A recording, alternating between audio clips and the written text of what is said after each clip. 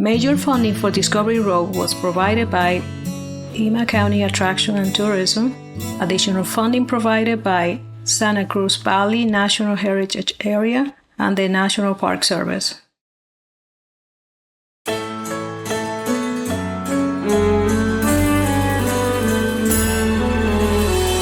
Hello again, everyone. Welcome to another edition of Discovery Road. I'm James Nelson.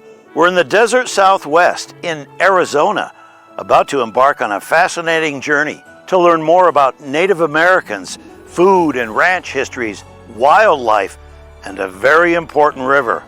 And oh yes, we'll be paying a visit to the enchanted neighborhood of the Big Cactus. That's a lot on our plate. We'd better get started.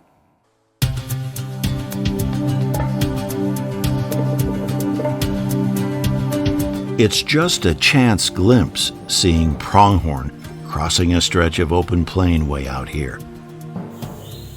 And spotting this creature. Oh my goodness, the seldom seen Gila monster, part of the beaded lizard family. A poisonous survivor from prehistoric dinosaur days. And of course, all of the inhabitants have secret ways of adapting to the wicked desert.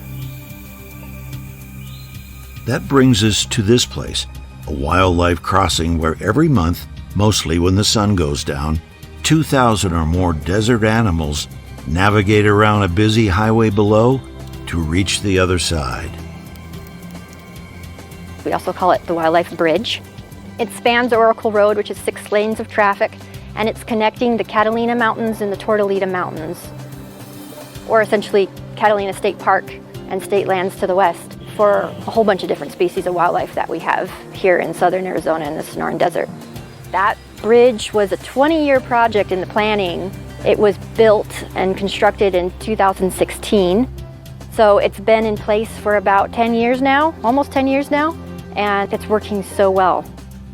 From a young age, Marino found the desert to be a special place, where she made plaster casts of tracks discovered in dry wash beds.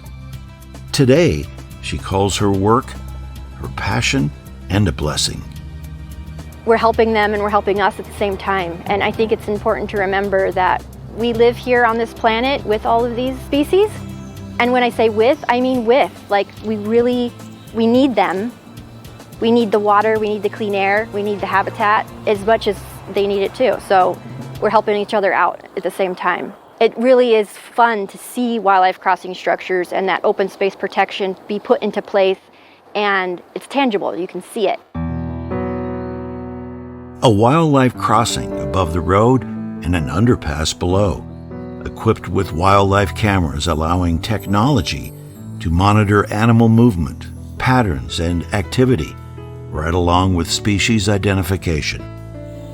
Yeah, the wildlife camera program that we're running has been so instrumental into getting these projects done, not only because we're gathering the data that justify where we need to place wildlife crossing structures, but also getting neighbors and residents engaged and taking ownership of it and feeling connected to it and getting to see the animals you normally don't see because they move around late at night or early in the morning and you don't know they're there, sneaking around behind your house, you know? So we have about 80 active cameras out on the landscape across all of our projects. Volunteers like Henry and Patricia Miller are the backbone of the program. Just outside of their backyard, near the wildlife crossing, one of the camera positions they check regularly. Tell me what you're doing, Hank. Hey, we open up the face and have to shut the power off. And then we pop the stick out and we'll download off of that. Show it to me there. Yeah. Okay, so that's your data. Yeah, yeah. It's the name of the camera. It's like an all-night movie channel with a new feature every doggone time they take a look. We have deer that come through the backyard. So we love watching them at night, and they're picked up by our game camera that we have on our back fence. We check it usually every 6-8 weeks or so. Mm-hmm. And it works out we've got a regular little circuit we do around here. We've got about 5 cameras that we're monitoring. And it's in your backyard, literally. It's between here and the wall and the underpass, yep. A continuum of care surrounds the crossings.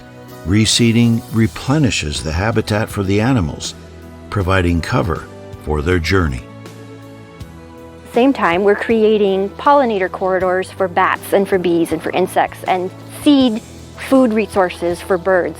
You can do all kinds of things at the same time, and it's really exciting to see that not only are you helping bighorn sheep and mule deer cross the road safely, but you're also helping, the songbirds too.